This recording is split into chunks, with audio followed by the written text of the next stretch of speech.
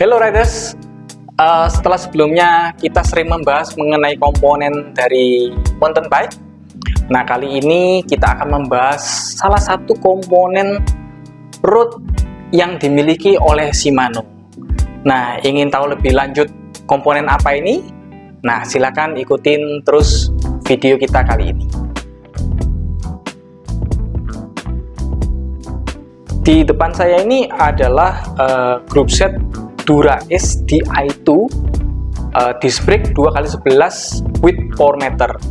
Nah, seperti yang rekan-rekan riders lihat di sini bahwa banyak sekali komponen yang ada di atas meja, karena memang group set ini adalah group set Di2 yang mana membutuhkan banyak komponen elektronik.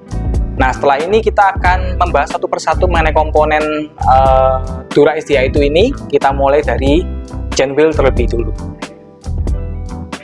Pada bagian chain wheel, nah yang saya pegang ini adalah chain wheel atau crankset Dura-Ace R9100P. P artinya merujuk pada power meter, fitur power meter yang dimiliki oleh chain wheel ini. Nah, sepintas chain wheel ini tidak bentuknya mirip atau sama seperti chain wheel Dura-Ace R9100 pada umumnya. Yang membedakan adalah chain wheel ini dilengkapi dengan berbagai macam sensor. Nah, sensor ini tujuannya untuk mengukur power yang Anda keluarkan ketika Anda melakukan pedaling. Nah, chain wheel ini menggunakan fitur atau frekuensi Bluetooth dan juga ANC+. ANC+ digunakan untuk berkomunikasi dengan cyclokomputer yang Anda gunakan di sepeda Anda, dan tentu saja cyclokomputer tersebut harus memiliki fitur ANC+ juga. Dan sedangkan untuk Bluetooth-nya digunakan berkomunikasi untuk smartphone Anda ketika Anda melakukan akses aplikasi Shimano eTube. Dan chain wheel ini keunggulannya selain dapat mengukur power yang Anda keluarkan pada saat pedaling, chain wheel juga dapat mengukur power balance kaki kanan dan maupun kaki kiri Anda ketika bersepeda. Chain wheel Dura-Ace power meter ini menggunakan baterai lithium yang tentu saja perlu dilakukan pengisian ulang dayanya. Nah, cara mengisi ulangnya Anda cukup membuka cover yang ada di sini. Nah, ketika covernya dibuka akan muncul seperti ini. Nah, di sini dapat dilihat ada charging port, dan kebetulan saya membawa charging portnya. Nah, charging portnya ini cukup ditempelkan pada bagian yang sudah tersedia, dan tentu saja pada ujungnya lainnya harus dimasukkan kepada charging port yang rekan-rekan riders miliki. Nah, ketika dilakukan pengisian ulang, maka di sini terdapat lampu LED yang akan otomatis menyala dan warnanya adalah biru. Dan ketika pengisian dayanya sudah penuh, maka lampu LED warna biru ini akan otomatis mati atau padam. Nah, ketika rekan-rekan riders menggunakan chain wheel ini dan ingin tahu cara baterainya sampai sejauh apa, sampai seberapa banyak, maka cukup ditekan tombol yang ada di sini. Ditekan aja, maka akan muncul berbagai opsi warna yang akan muncul ketika tombol ditekan. Kalau warnanya hijau, maka baterainya atau dayanya tersedia antara 100% sampai 16%. Nah, ketika muncul warna merah, maka dayanya tersisa 15 sampai 3%. Nah, ketika nyala merahnya itu berkedip, maka dayanya tersisa 2 sampai 1%. Dan ketika ditekan tidak ada nyala sama sekali, maka bisa dikatakan bahwa daya yang ada pada chain wheel ini sudah habis secara total. Untuk selanjutnya pada bagian FD atau front derailleur. Nah, yang saya pegang ini adalah FD Dura-Ace yaitu seri R9150. Nah, seperti yang rekan-rekan lihat di sini adalah FD ini menggunakan mekanisme breeze on, sehingga kalau misalnya frame atau sepeda yang rekan-rekan riders miliki tidak memiliki dudukan untuk breeze on-nya, maka rekan-rekan riders dapat membeli breeze on clamp yang cukup banyak tersedia di pasar. Nah, pada bagian FD ini, karena ini adalah FD DI2, maka dapat dilihat di sini ini adalah lubang port untuk memasang kabel DI2-nya. Dan untuk memasangnya, pastikan riders menggunakan tool yang tersedia dan didorong atau ditekan sampai bunyi klik supaya kabel tersebut terpasang dengan sempurna dan tidak menimbulkan masalah di kemudian hari. Berikutnya adalah bagian RD atau rear dweller. Dan yang saya pegang ini adalah RD Dura-Ace yaitu seri R9150, dan dapat rekan-rekan riders lihat di sini bahwa ini adalah short gauge. Kenapa short? Karena untuk RD Dura-Ace seri R91 sekian-sekian ini kombinasi sprocketnya paling besar adalah 30T, sehingga tidak perlu yang medium dan short aja sudah cukup. Dan RD Dura-Ace yaitu ini sudah memiliki teknologi sembilan rupa, sehingga ketika rekan-rekan riders melakukan pedaling dan powernya tinggi, maka RD Dura-Ace ini dapat melakukan perpindahan gear atau gigi dengan mulus dan sempurna.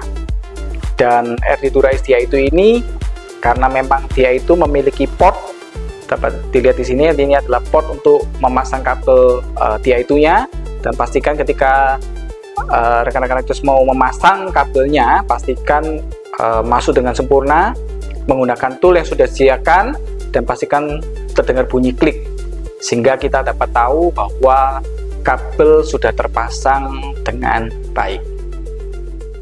Berikutnya pada bagian cassette sprocket. Nah, yang saya pegang ini adalah cassette sprocket Dura-Ace seri R9100 dari Shimano sendiri. Untuk sprocket Dura-Ace memiliki banyak kombinasi. Untuk kombinasi yang lebar itu ada pilihan 1128T, 1228T, dan 1130T. Sedangkan untuk rasio yang pendek itu memiliki kombinasi 1225T dan 1125T. Dan kebetulan yang saya pegang ini adalah rasio yang lebar, yaitu 11 sampai 30T. Dan sprocket Dura-Ace ini pada 5 gigi teratas itu menggunakan material titanium, sehingga sprocket Dura-Ace ini memiliki bobot yang cukup ringan. Oke, berikutnya kita akan memberikan informasi pada bagian disc brake. Dan di sini dapat dilihat karena memang ini adalah group set Dura-Ace DI2 disc, maka pada bagian shifter nanti akan dikombinasikan dengan kaliper hidrolik disc brake. Dan yang saya pegang ini adalah shifter seri R9170, karena 9170 merujuk pada kombinasi Dura-Ace disc brake, dan karena ini adalah DI2, maka dapat dilihat di sini untuk memindahkan gigi ke atas maupun ke bawah dia hanya berupa tombol. Nah, ketika memindah cukup ditekan seperti ini. Nah, ini untuk ketika menurunkan gear ke posisi bawah, dan pada bagian di sini untuk memindahkan gear ke posisi bagian atas. Dan shifter dari R9170 ini tentu saja akan dikombinasikan dengan kaliper R9170 juga. Dan ini yang saya pegang adalah kaliper R9170 pada bagian depan, di mana pada bagian depan kalipernya sudah dilengkapi dengan adapter seperti ini bentuknya adapternya. Nah, adapter ini sebenarnya memiliki dua fungsi ketika Anda ingin menggunakan ukuran rotor yang berbeda. Dan kebetulan untuk adapter ini sudah terpasang di defaultnya adalah 140 mm rotornya yang digunakan.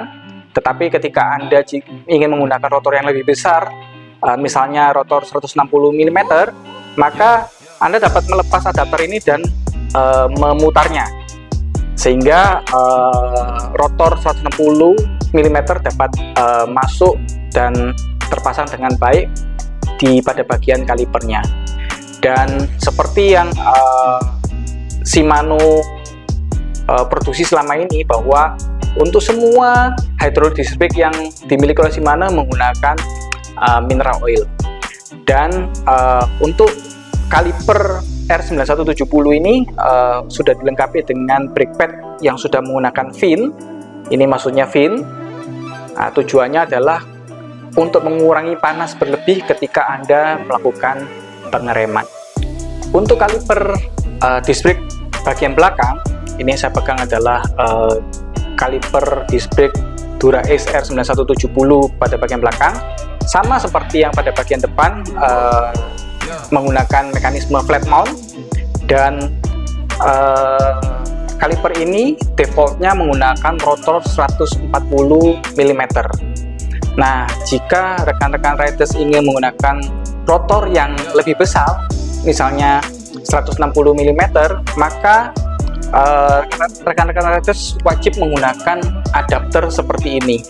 Ini adalah adapter atau converter jika ingin menggunakan rotor yang lebih besar 160 mm. Setelah pada bagian disc brake, maka kita akan memberikan informasi pada bagian rotor. Nah, yang rotor saya yang pegang ini adalah rotor yang didedikasikan untuk seri Dura-Ace, yaitu rotor seri RT900. Nah, rotor ini memiliki diameter 160 mm, dan seperti yang rekan-rekan riders ketahui bahwa Shimano sudah identik dengan teknologi yang namanya S-Tech atau S-Teknologi. Nah, untuk rotor Dura-Ace ini menggunakan teknologi terbaru, yaitu S-Tech Vrisa. S-Teknologi Vrisa. Keunggulannya dibanding dengan S-Tech yang sebelumnya adalah S-Tech Vrisa ini mampu mengurangi panas hingga 30 derajat dibanding dengan S-Tech yang sebelumnya, sehingga dipastikan akan jauh lebih dingin, dan mekanisme pengereman yang rekan-rekan riders lakukan akan jauh lebih stabil. Selanjutnya pada bagian rantai. Nah, untuk group set Dura-Ace Di2 disc brake ini menggunakan rantai seri paling tinggi, rantai seri 11 speed paling tinggi, yaitu HG901, dan rantai HG901 ini sudah menggunakan teknologi Sealtech yang membuat perputaran rantai akan jauh lebih smooth, dan rantai ini juga dapat digunakan untuk MTB 11 speed juga. Dan perlu saya ingatkan lagi ke rekan-rekan riders bahwa Shimano pada bagian rantai sudah menggunakan mekanisme one way direction. Artinya apa one way direction? Artinya rantai pada saat dipasang posisinya tidak dapat ditukar-tukar. Nah, ketika rekan-rekan riders ingin memasang rantai Shimano, maka pastikan bahwa posisi atau arahnya sudah benar. Nah, cara mengetahuinya seperti apa? Nah, saya akan membuka rantai ini. Nah, pada bagian rantai akan nampak sisi polos dan sisi yang terdapat logo atau tulisan. Nah, pada saat rekan-rekan riders ingin memasang rantai tersebut, pastikan bahwa bagian yang ada logo atau tulisan itu menghadap ke sisi luar, bukan sisi dalam ya, harus menghadap ke sisi luar. Setelah kita membahas komponen mekanikalnya, karena ini adalah grup set Dura-Ace Di2 yang mana elektrik, maka selanjutnya kita akan membahas komponen elektriknya, dimulai dari baterai. Nah, baterai yang saya pegang ini adalah baterai Di2 BTTN 110 yang memiliki daya 500 mAh, dan baterai ini adalah baterai lithium, dan tentu saja dapat dilakukan pengisian ulang. Nah, untuk melakukan pengisian ulang, cara satu-satunya adalah dengan mengkonekkan dengan junction A yang nanti kita akan jelaskan di sesi berikutnya. Dan untuk metode pengecasannya atau pengisian ulang dayanya ada dua yang dapat kita lakukan. Yang pertama adalah dengan langsung mengkoneksikan dengan listrik.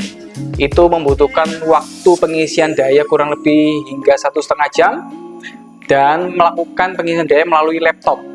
Nah, itu membutuhkan waktu kurang lebih hingga 3 jam.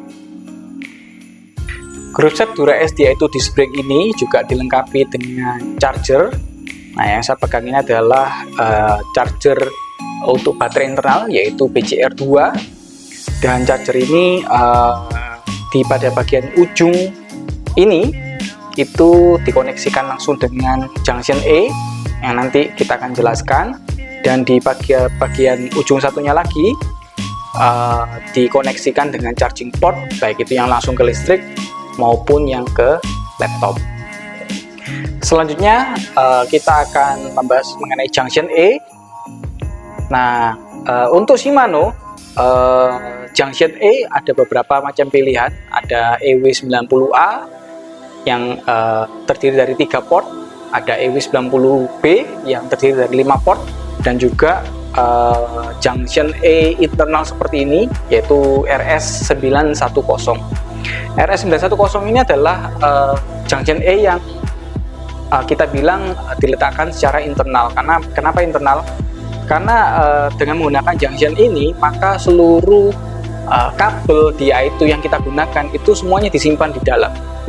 Dan perlu saya sampaikan bahwa junction RS910 ini memiliki hanya 2 port saja. Ya, kalau kita EW90 ada yang 3 port, ada yang 5 port, sedangkan RS910 itu hanya 2 port saja. Dan dapat dilihat di sini, mungkin ini saya lepaskan aja. Nah, rekan-rekan riders dapat dilihat bahwa ini ada semacam lubang di sini. Nah, ini tujuannya adalah untuk melakukan pengecasan. Jadi charger BCR2 yang saya jelaskan tadi, ujungnya dapat dimasukkan ke sini untuk melakukan pengisian daya pada baterai yang Anda gunakan. Junction E RS910 ini umumnya digunakan di ujung handlebar atau pada downshift frame jika memang frame atau sepeda yang Anda gunakan tersedia tempat untuk meletakkan junction RS910 ini. Kombinasi group set DI2 tidak akan dapat berjalan tanpa adanya alat kecil ini, yaitu junction JJ41. Junction JJ41 ini meskipun kecil tapi fungsinya cukup vital, karena hampir seluruh kabel DI2 yang terkoneksi pada beberapa komponen itu muaranya akan masuk ke junction B ini. Jadi junction B ini JJ41 digunakan untuk menyambung hampir semua kabel yang ada pada satu sepeda. Setelah kita membahas mengenai junction A, junction B, nah tentu saja yang tidak kalah penting adalah wire atau kabel. Nah, di sini untuk grup set DI2 Shimano menggunakan wire yang namanya wire SD50, bentuknya seperti ini. Nah, untuk kombinasi wire atau kabel SD50 ini perlu saya tekankan lagi kepada rekan-rekan riders bahwa jumlah wire atau panjang wire itu juga tergantung dari posisi junction E atau junction B pada umumnya, sehingga itu pun juga akan tergantung pada sepeda atau frame yang Anda gunakan. Ketika posisinya berubah, maka ada kemungkinan jumlah atau panjang wire yang dibutuhkan pun juga akan berubah. Jadi buat rekan-rekan riders, jika memang ingin memasang grup set DI2, Shimano DI2, maka lebih baik memang berkonsultasi langsung kepada tempat atau mekanik di mana Anda ingin memasang grup set tersebut. Untuk memasang sebuah grup set Shimano DI2 tidak lengkap kalau Anda tidak memasang alat seperti ini. Alat ini adalah kita beri nama adalah wire holder atau orang awam biasa sebut belalai. Nah, bentuk detailnya seperti ini. Nah, wire holder ini nantinya akan dipasang pada kabel atau wire SD50 dan dipasangnya seperti ini. Nah, tujuan utama dari wire holder ini adalah untuk menahan kabel DI2 pada tempatnya ketika dimasukkan ke dalam frame. Nah, menahan ini maksudnya seperti apa? Ketika Anda nantinya melewati jalan yang tidak rata atau bergelombang, maka ada risiko bahwa kabel ini akan bergerak dan terbentur pada sisi dalam bagian frame sehingga akan menimbulkan suara berisik. Dan wire holder ini adalah tujuannya menghilangkan suara berisik tersebut sehingga Anda lebih nyaman di dalam bersepeda. Jadi pastikan untuk rekan-rekan riders, ketika Anda ingin memasang group set Shimano DI itu, pastikan juga wire holder juga terpasang dengan benar, dan ketika kabel ini dimasukkan ke dalam frame sepeda Anda. Demikian informasi singkat mengenai group set Dura-Ace DI2 disc brake seri R9170 with power meter ini. Nah, jika rekan-rekan riders ingin bertanya, silahkan tulis di kolom komentar, dan nantikan video-video informasi produk dari kami berikutnya. Oke, stay safe and keep healthy.